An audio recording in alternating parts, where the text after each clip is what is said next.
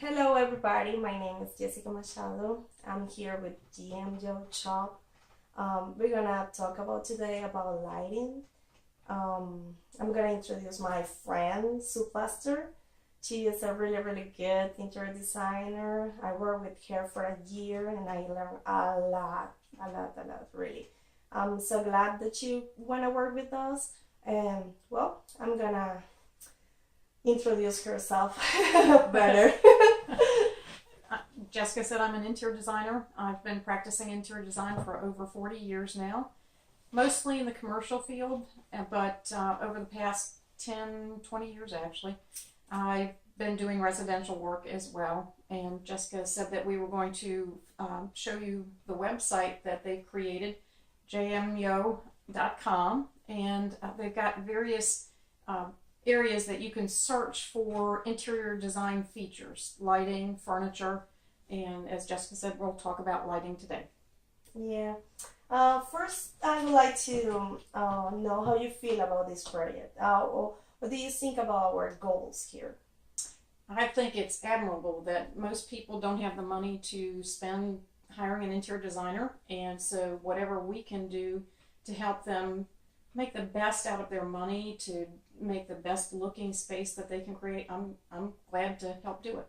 That's great. That's great. Okay. You're gonna, how we said before, we're gonna talk about lightings today. You wanna start with introduction about lighting, or how you gonna handle this information with them? Okay. Do you want to bring up some of the lighting fixtures? Sure. One thing about lighting for residences is that there are a couple of different reasons to light a space. One is actually safety, and so that's important in kitchens and bathrooms. And then general lighting, just so that you can see.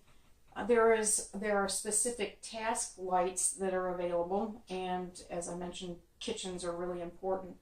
But one of the other things that you want to look for when selecting light fixtures is, what are you trying to light? Are you trying to light the floor?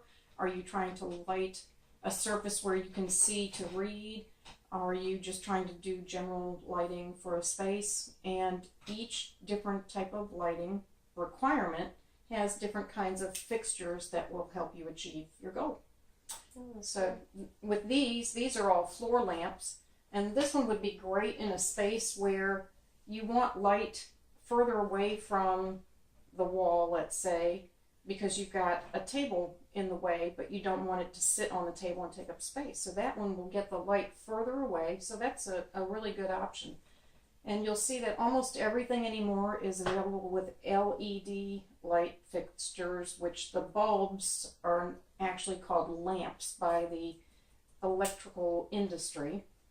So LED lamps for almost all of the light fixtures anymore. And incandescent light bulbs, which everybody's familiar with and knows, I want a 40-watt bulb, or I want a 65-watt bulb, or a 75-watt bulb. They're almost impossible to get anymore, and that's because they're so energy inefficient. So the LEDs are a great option for people. One of the things that I could mention about LEDs is that, just like incandescent bulbs, which came in a regular incandescent or a warm white or a pink, LEDs also come in different colors, which most people don't know. And if you're trying to get something that looks most like an incandescent light bulb, then you would look for what's called the 2700K. There's a figure on each one of the packages that will tell you what the color range is. And the higher you get in the colors, up to, let's say, 4,000, that is cooler color. So the lower the number, the warmer the color. Okay, that's really important in order to understand how much light you want, right? Yes. Because at some point there's some areas that you don't want a bright light. You want something more soft, something that you can relax. And at some point you can, how I comment before in my post, you can also have different light fixtures. So the way that you can do different activities in the same area without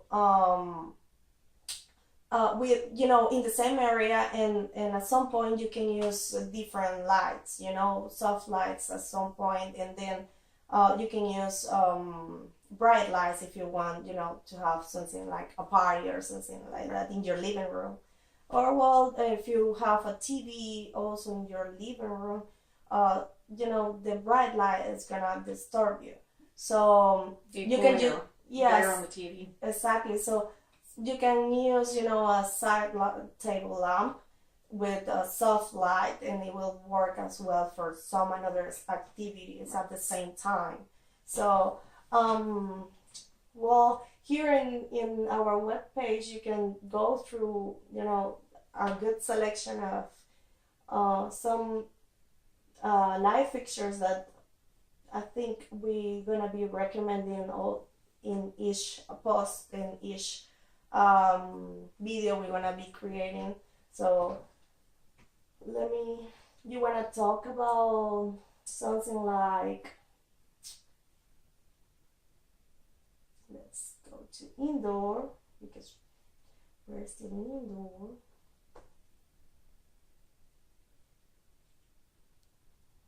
Okay, do you wanna talk about some of these lights, Sure. how they work? Uh, this fixture here, you can see the pattern that it adds to the wall, and that can almost create like a wallpaper without spending the money on a wallpaper. It's also obviously very feminine in effect, and you could use a fixture similar to this but not actually have it sitting on your nightstand if this is in a bedroom. And here's a ceiling mounted one, but they also have fixtures that are similar to those that hang, called chandeliers or pendants.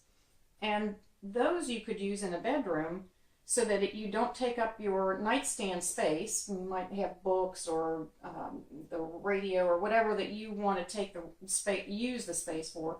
And so that kind of a chandelier could be romantic and functional at the same time by giving you more tabletop space and enough light to read by at night.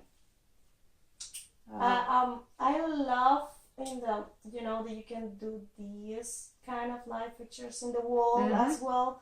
So if you have the room to do it, it's the same thing. You know, Yes. You can use your night tables, which is really good. Yeah. So that's a wall sconce. They also have wall sconces that are on swing arms. Yeah. And that's what they're called, swing arm fixtures. And when you use those, it does the same thing, but it also gives you the ability to pull the light lamp, the bulb, closer to you while you're reading in bed. So that's another option that's...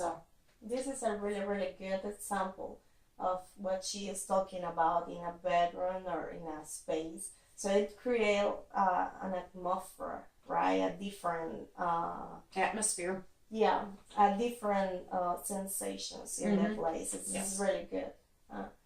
Let's see. Let's talk about these chandeliers. These two are really dining room fixtures, and Jessica and I were talking a little while ago about what's an appropriate fixture to use at a dining table, and there are a couple of things you need to take into consideration. How big is your space? How big is your table, of course? What shape your table is, because you certainly wouldn't want to use a rectangular light fixture over a round dining room table.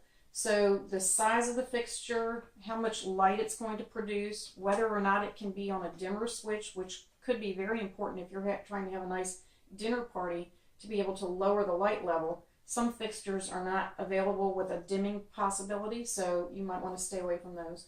And then the size of the fixture, usually it should be about 1/3 the size of your table. And if it's going to be bigger, you probably want to raise it up higher so that it's closer to the ceiling and gives you a little bit more space below it. Mounting height for a dining room chandelier should usually be no lower than 5 feet. When you're sitting down, you'd be able to see people, but when you're standing up, 5 feet for even tall men is, they're going to be looking at the fixture. But that's okay as long as there's a table underneath of it. Right.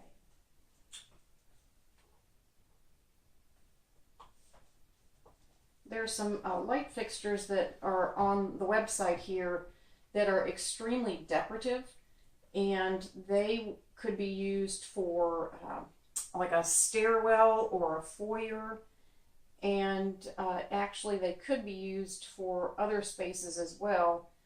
You could use them in a living room, in a corner. And my living room's a perfect example. I have a fireplace, and the fireplace is so far away from the windows that the area next to the windows is kind of vacant, and so I filled it with plants. But it could be filled with a really pretty light fixture that's hanging from the ceiling like a piece of art. And even this piece here could be really interesting. This is a nice one in that you can change how those rings are set between each other. They can be concentric and go from smallest to largest or largest to smallest, or you can have them tilted like it's showing in this photograph. One of the things that I would personally watch out for is that some of these photographs are they're there to sell the light fixture. They're not there to show you the correct size of the light fixture, and this one's a good example. The light has been photoshopped into the picture of that dining space, and the light fixture is actually way too big for that table if it was hanging over the table and almost as wide as the table is. So that's something to be aware of. Always go to the specifications and find out what the sizes are. I was looking for something today, and the space that I'm working on only has an 8-foot ceiling, and I'm looking for a kitchen light fixture. Well, you don't want anything that's hanging too low in the kitchen, and you want as much light as you can possibly get.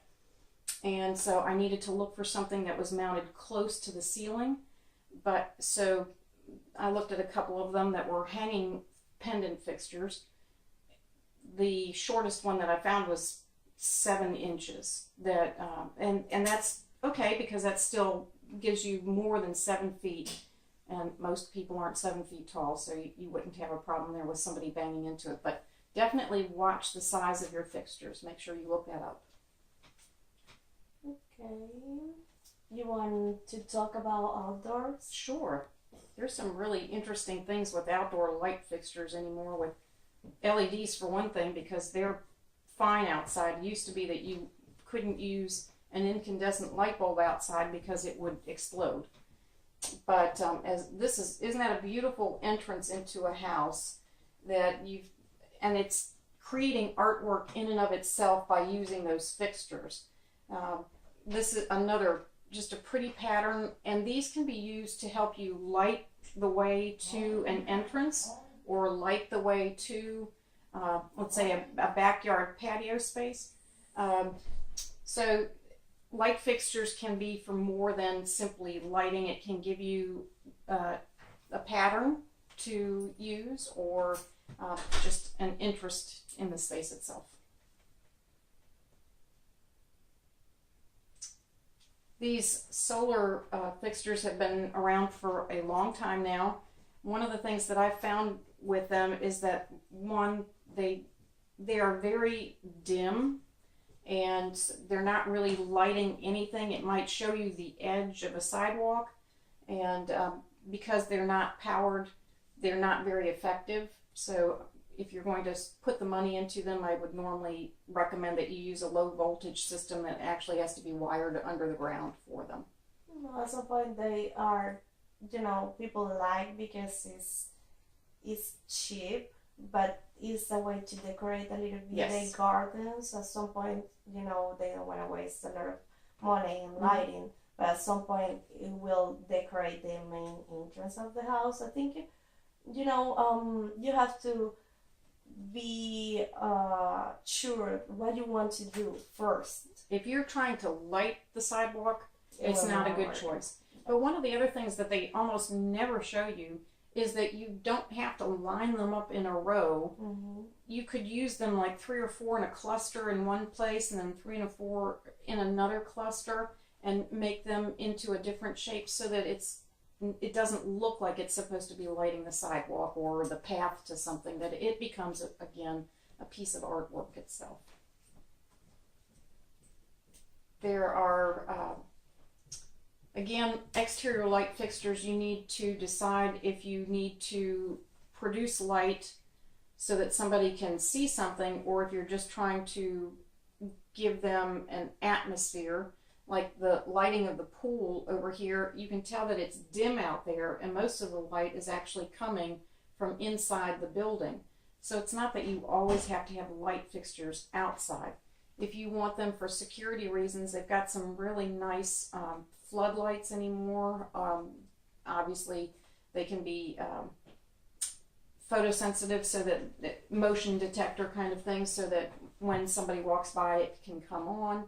They're usually very bright, and one of the things that I found is that it is helpful to try to aim them at night where you can see what it's lighting up, because they are usually adjustable eyeball things, and if you just leave them where they're set when they come out of the package, or after you've finished mounting them on the side of the roof, then they're usually not aimed where you really want them to. And I've had a project where they're lighting all the way out to the street because they weren't readjusted. Oh, that's great.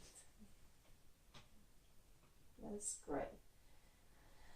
Well, thank you, Sue, to get time for me You're welcome. to help us with light fixtures. We will be going back with you to get more advice. You know that. I'm glad to help. Yeah. We are so glad to be here in JMJ Talk with this project to help, the people. And I hope you like. Please comment. I really, really appreciate the comments. If you need to know something, just ask questions. We will be trying to get back with the correct answer to you. And well, thank you so much for being here, Sue, and thank you so much you for watch. Bye bye.